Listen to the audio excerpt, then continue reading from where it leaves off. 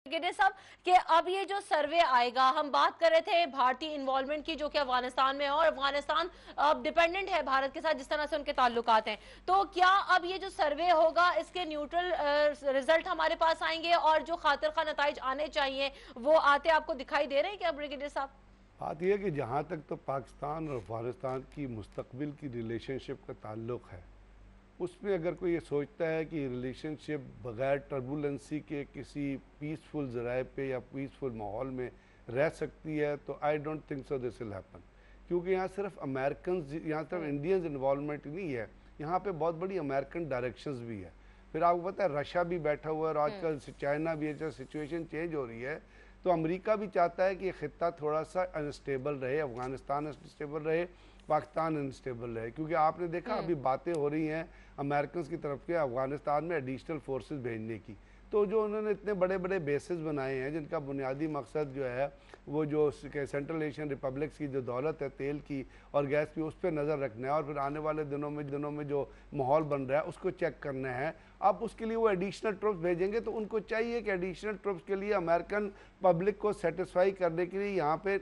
जो ये है खित्ता अनस्टेबल रहे, अफगानिस्तान अनस्टेबल रहे, ताकि ये लॉजिक पैदा हो कि चूँकि अफगानिस्तान में तालिबान का स्प्रिंग ऑफेंसिव शुरू होने वाला है तो हमें एडिशनल फोर्सेस की जरूरत है। दूसरा, इंडिया इन्वॉल्वमेंट मैंने आपको बता दी कि बहुत 95% तक इंडियन इन्वॉल्वमेंट बढ़ी है, क्योंकि अब्दुल्ला,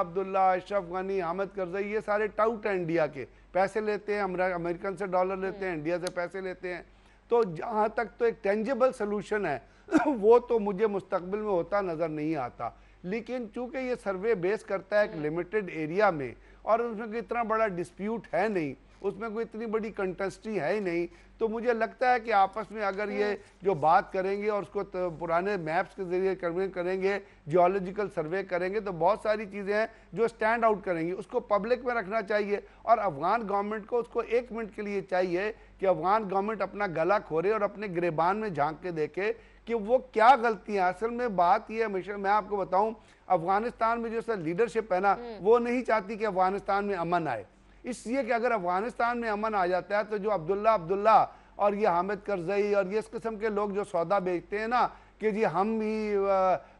मतलब एक एनलाइटन मॉडरेशन में हम डेमोक्रेसी को रिस्टोर कर सकते हैं, जो अमेरिकन को बेचते हैं, बाकी वो सौदा ख़त्म हो जाता है, क्योंकि वहाँ पे फिर ओरिजिनल लोग जो हैं उनकी रिप्रेजेंटेटिव आ जाएगी, तो वो इन लोगों को घास नहीं डालेंगे। तो ये चाहते हैं और अफगानिस्तान में अमन आने वाले दिनों में आएगा भी नहीं, आप मेरी बात लिख लें, क्योंकि जब लीडरशिप नहीं चाहती, वो आवाम से सिंसियर नहीं है, डिवीजन है। वो बुचर ऑफ काबुल को आप ले आए हैं, वो बुचर ऑफ काबुल को क्यों लेके आए हैं? अब वो लेके इसलिए आए हैं कि तालिबान का जो ऑफेंसिव है उसको कंटेस्ट करो, तो 50,000 बंदे तो पहले मारे हुए हैं हुकूमत यार। तो आप क्या समझती हैं इस किस्म की लोगों से इन्वॉल्वमेंट से अमन आ जाएगा अफगानिस्तान में? एक अहमक की ख्वाहिश है कि अफगानिस्तान में अमन आ जाएगा, अब्दुल्ला जैसे कि लोगों तो अमन नहीं आता। तो ये चीजें रहेगी, पाकिस्तान को एक फर्म स्टांस लेना है, हमारी लीडरशिप को एक फर्म स्टांस लेना है। उनकी जो लीडरशिप है वो चाहती ही नहीं है पॉलिटिकल लीडरशिप के अमन आए, वो और नहीं चाहती कि अमन आए।